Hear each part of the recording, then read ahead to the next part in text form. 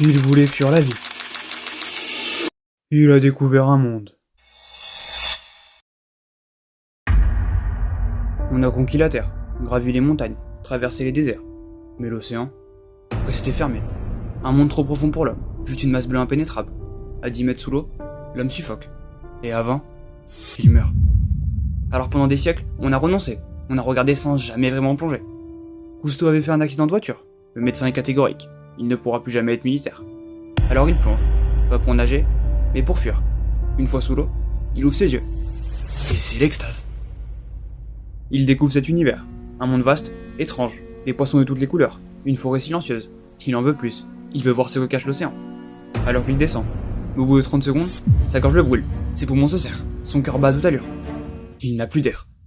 Encore une fois, il doit abandonner. Mais en essayant de tout fuir, Cousteau avait trouvé un sens à sa vie. Il sera le premier homme à respirer sous l'eau. Cousteau en rêvait chaque nuit. Rester sous l'eau, y vivre, y respirer. Alors Cousteau cherche, obsédé. Il démonte, il soude, il imagine. Il refuse d'abandonner. Mais il n'avance pas.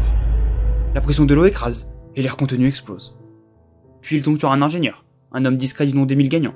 Lui, il a une invention, pour les moteurs à gaz. Mais Cousteau y voit des poumons, un souffle, une solution. Il la modifie. Un tuyau, une bourbonne, un détendeur. Un pari fou.